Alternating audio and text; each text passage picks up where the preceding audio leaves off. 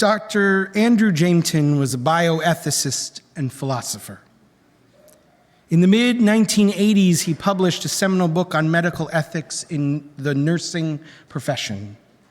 In it, he describes a phenomenon he calls moral distress, which he defines as the emotional pain that comes when one knows the right thing to do, but institutional constraints make it nearly impossible to pursue the right course of action. It's the pain that comes from knowing the right way to act, but feeling that your choices are constrained. Cinda Hilton Rushton, describes being a nurse in the pediatric ICU and caring for a young patient who'd survived a traumatic brain injury but was left in a persistent vegetative state. The child was kept alive by a ventilator and a feeding tube. The child's parents requested that the life-sustaining treatment be withdrawn, but there were policies in place that prevented this, and the child was kept alive in the PICU for over a year. The nurse wrote, "Every day we tended their body, wondering, why are we doing this? It felt wrong, undignified, and unjust. The prevailing message was grin and bear it. The expectation was to take care of business ourselves and not let visible evidence of our distress accompany us to the bedside." Dr. Johnston's phrase of moral distress finally gave nurses a word to describe this apparently all too common feeling. In the 4 decades since he first wrote about it, the literature on moral distress has exploded, not just in the field of nursing, but for doctors, therapists, chaplains, and even beyond the medical field. How many of us have known a situation where we were clear on the right thing to do, but felt constrained to act? Dr. Johnston also talks about the lingering effects of these situations, what he calls reactive distress, but what in later literature has come to be called moral residue. This is the moral gunk that clings to us, that we carry with us after facing these impossible situations, and which over time can build up and muck up our engines. Researchers have identified 3 potential consequences of the moral residue that builds up over repeated instances of moral distress. First is ethical numbing, where healthcare providers become indifferent to or begin to avoid difficult ethical situations. The second is conscientious objection, where providers might more forcefully push back against the policy they feel is unjust. Sometimes conscientious objection can be productive, but other times it can be damaging to the provider or even to the patient. And the third impact of moral distress and residue is burnout.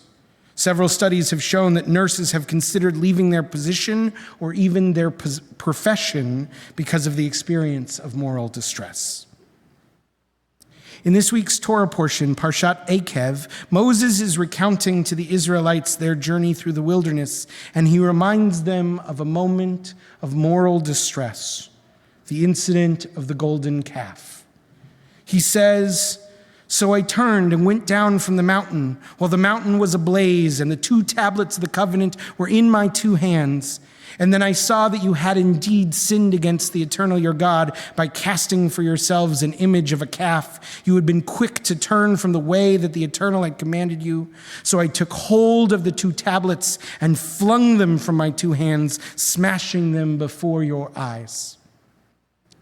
In our parsha, Moses is old, a man who has borne more moral distress than it is possible to imagine. A man who is covered in moral residue, and this is the story of his greatest trial, his greatest injury.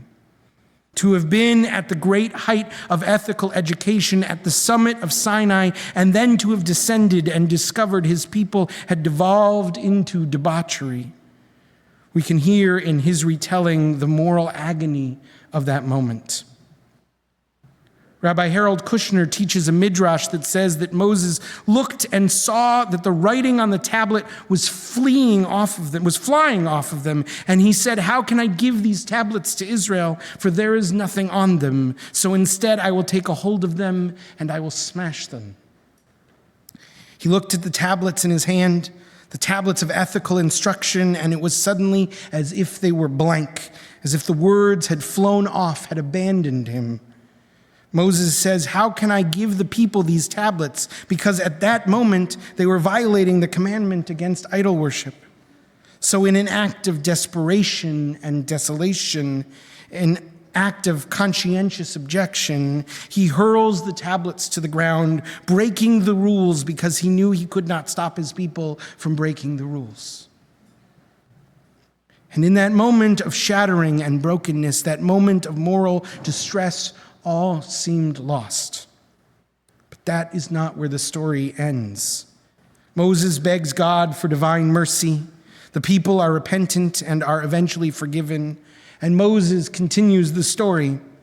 "At that time, the Eternal said to me, 'Carve out 2 tablets of stone like the first ones, and come up to me on the mountain and make an ark of wood, and I will write on the tablets the words that were on the first tablets, which you smashed, and you shall put them in the ark.'" Moses and the people get a second chance. Moses carves new stone tablets and builds an ark to carry them safely, and then he's allowed to ascend the mountain once more to try again.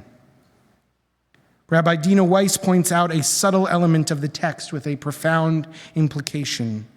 First, we are told that the tablets are the same, Kiriyoshonim, exactly like the first ones. The tablets have not changed, but Moses has. When he told the story of the first set of tablets, he described the way he carried them. He said, "Shnei luchot habrit al shtei yadai," the 2 tablets of the covenant, one in each of my 2 hands. These tablets were made of heavy stone, and the first time he descended the mountain, he had to carefully manage the weight, one in each hand.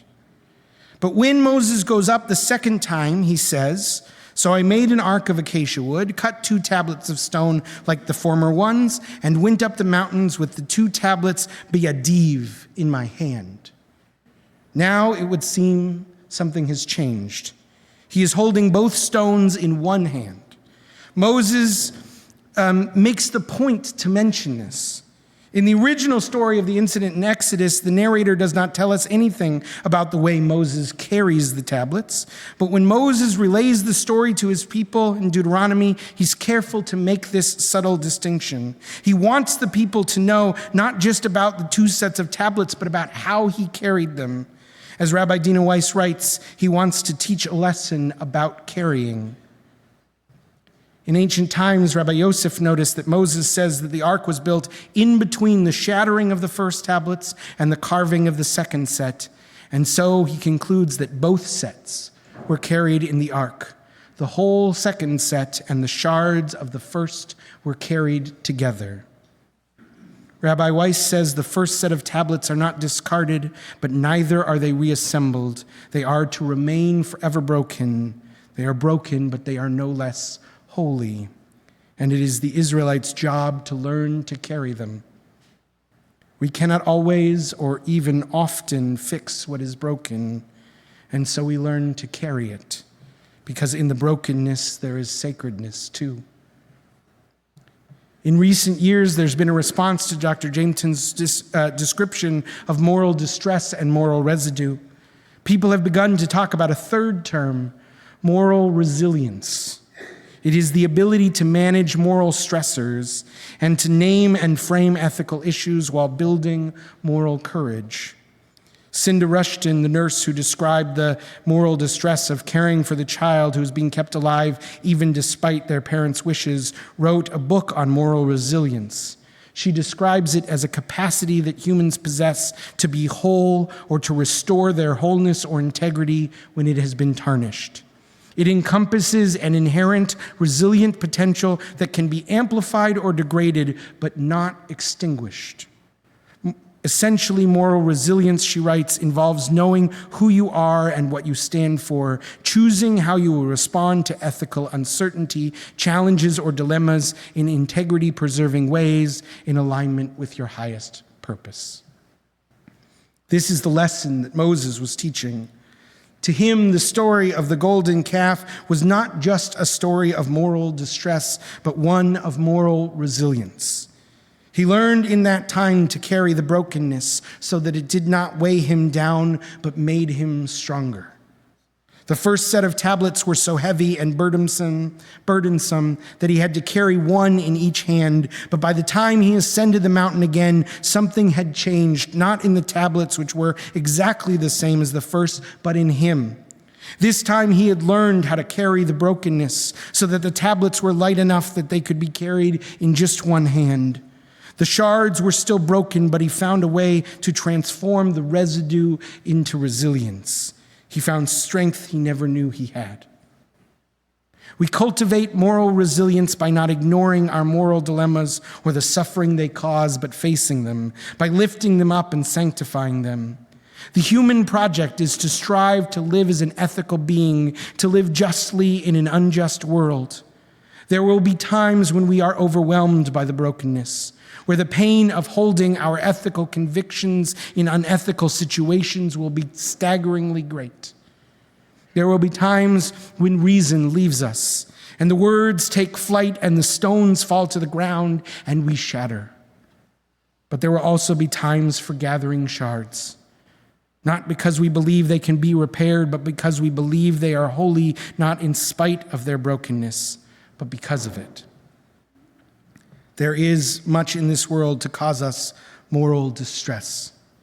There is so much brokenness and so much that threatens to shatter us into a million pieces.